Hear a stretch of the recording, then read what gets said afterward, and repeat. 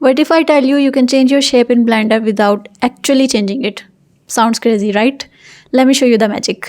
Hi everyone, welcome back. This video is going to be all about modifiers. What are modifiers? How do we use them? And when do we use them? So before moving ahead, I'll give you a basic intro of what are modifiers. Modifiers are non-destructive tools of Blender.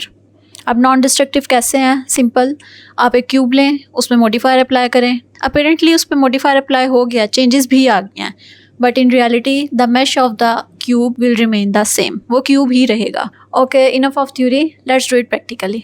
Alright everyone, modifiers discuss करने के लिए सबसे पहले हम ये light और camera delete कर देंगे because we are not gonna need it anyway. अब राइट साइड पे आपको ये ब्लू आइकन नज़र आएगा, दिस इज़ फॉर मॉडिफायर्स. आप इस पर क्लिक करेंगे, ऐड न्यू मॉडिफायर्स पे क्लिक करेंगे.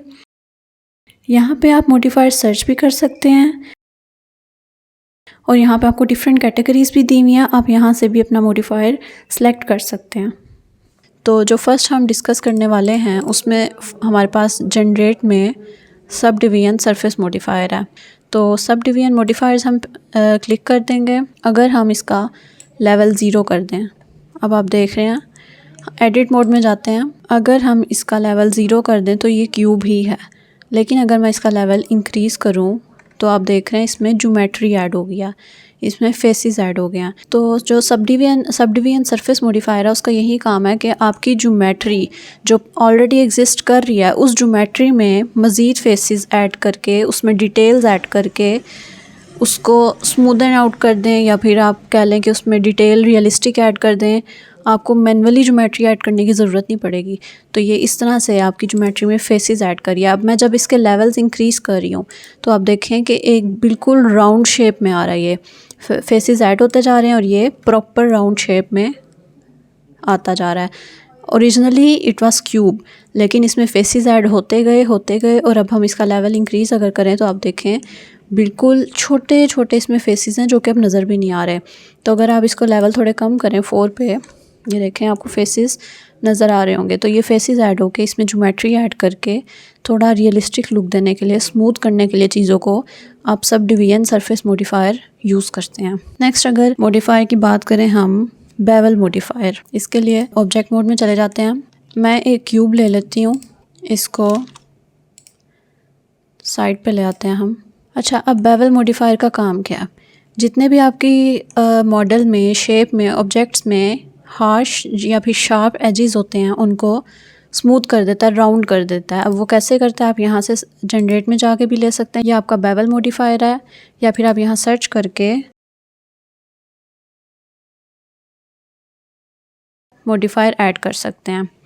अब आप देख रहे होंगे इसमें मैंने मॉडिफायर ऐड किया लेकिन ये स्मूथ नहीं हुआ. इसमें ये एक एक फेस ऐड हो गया और इसकी शेप बिल्कुल ही बदल गया. मतलब क्यूब के जो एजेस हैं उनमें और ज़्यादा शेप्स ऐड हो गई हैं.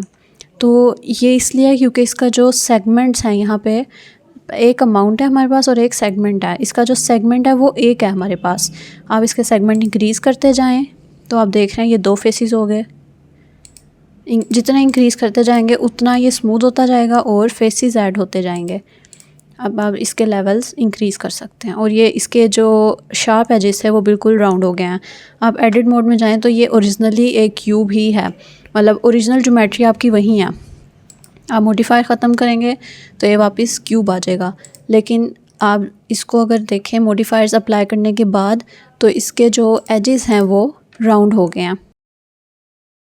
अच्छा, इससे पहले जो हमने सब डिवीजन सरफेस मॉडिफायर हमने डिस्कस किया था उसका काम यहाँ भी है. अब हमने इसके एजेस तो ऐड कर लिए. अमाउंट में आप ये देखें, चाहें तो आप इसको और राउंड करके बिल्कुल ही एक मतलब राउंड शेप दे सकते हैं, या फिर इसकी अमाउंट कम करके. ये आप पे डिपेंड करता है आपकी क्या रिक्वायरमेंट है. अगर इसकी अमाउंट बिल्कुल 0 कर दें तो ये बिल्कुल शार्प एजेस इस तरह से आ जाएंगे. इसको इंक्रीज़ करेंगे और इसके एजेस आप देखेंगे कि ये इस तरह से बिल्कुल राउंडेड शेप आ जाएंगे, नो शार्प एजेस. ठीक है. अच्छा, अब दूसरी चीज़ जो हमने अभी डिस्कस की थी वो सब डिवीजन मॉडिफायर्स, उसको अगर यहाँ पे हम अप्लाई करें इसी के ऊपर तो आप देखें. अच्छा, अगर इसके लेवल्स इंक्रीज़ करें तो आप देखेंगे इसके जो फेसेस नज़र आ रहे थे ना पहले, वो मतलब के स्मूथ हो गए हैं. बेवल मॉडिफायर से हमने इसके एजेस को स्मूथ किया फेसेस ऐड करके, फिर उन्हीं फेसेस को हमने स्मूथ आउट किया है सब डिवीजन सरफेस मॉडिफायर से। लेकिन अगर हम इसकी सिर्फ बेवल को लेकर चलें, इसको मैं डिलीट कर देती हूँ। इस पे सिर्फ हम बेवल डिस्कस कर रहे थे कि इसके जितने भी शार्प एजेस थे वो हमने राउंड कर दिए हैं ज्योमेट्री ऐड करके। इसी तरह इसमें भी हमने क्यूब को एक राउंड शेप दे दिया, हमने इसके लेवल्स इंक्रीज़ करके। अगर मैं इसके लेवल 0 कर दूँ वापस ये अपना क्यूब में आ जाएगा। तो ये हो गए हमारे 2 modifiers. Third one is mirror modifier. तो आपको नाम से ही समझ आ रहा होगा कि चीज़ें मतलब मिरर करना, कोई भी प्रोसेस हो, कोई वर्किंग कर रहे हो ऑब्जेक्ट पे, उस चीज़ को मिरर करना किसी भी एक्सिस के अलोंग, चाहे वो एक्स एक्सिस हो, वाई एक्सिस हो या जेड एक्सिस हो। तो तीनों में से किसी भी एक एक्सिस के अलोंग चीज़ों को फ्लिप करके दिखाना, मिरर करके दिखाना, ये हमारा मिरर मॉडिफायर काम करता है। अब अगर मैं एक क्यूब ले लूँ मिरर मॉडिफायर के लिए, थोड़ा सा इसको दूर ले जाते हैं, इस पे मैं अप्लाई कर दूँ मिरर मॉडिफायर। यहाँ पे एक्सिस में आप डिसाइड करते हैं कि आपको एक्स एक्सिस के अलोंग चाहिए, वाई के या फिर जेड के। अगर हम वाई के अलोंग लेके चलें, मतलब जो हमें चीज़ें मिरर करनी है, मतलब जो हमने चीज़ें मिरर करनी है, जो भी हम वर्किंग कर रहे हैं वो हमने मिरर करनी है दूसरी ऑपोजिट साइड पे, तो वो अगर हम वाई एक्सिस करें और एक्स को हम डिसेबल कर दें। तो अगर आप एडिट मोड में जाएं, टैब प्रेस करके ये फेस सिलेक्शन मोड में हम ये फेस सेलेक्ट करें, और अगर आप सिंपल इसे एक्सट्रूड करें, किसी भी डायरेक्शन में एक्सट्रूड करें, आप देख रहे हैं जो जो वर्किंग मैं इस साइड पे कर रही हूँ वहीं वाई एक्सिस के अलोंग इस क्यूब की दूसरी साइड पे सेम हो रही है। वाई एक्सिस, ये जो ग्रीन लाइन है वाई एक्सिस को रिप्रेजेंट करती है। इस फेस को इंसर्ट कर दें हम, इस फेस को इंसर्ट कर दिया हमने। अब अगर हम इसे एक्सट्रूड करें अंदर वाली साइड पे, तो आप देखेंगे कि सेम वही प्रोसेस यहाँ पे शो हो रहा है। ठीक है, जो हमने वहाँ पे चेंजेस किए हैं वो यहाँ पे हमें शो हो रही हैं।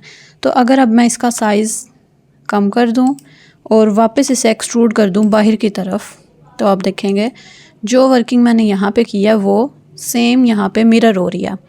तो मिरर मॉडिफायर बहुत यूज़फुल है, मोस्टली आर्किटेक्चर में ही होता है। कोई डोर्स वगैरह डिज़ाइन करने हो या फिर कोई ऐसे पैटर्न्स आपने डिज़ाइन करने हो जो कि सिमेट्रिकल हो, तो आप क्या करते हैं, उसकी एक साइड खुद करते हैं और उस पर मिरर मॉडिफायर लगा देते हैं ताकि वो दूसरी साइड पे सेम जितना भी आपका ज्योमेट्री है वो मिरर हो जाए।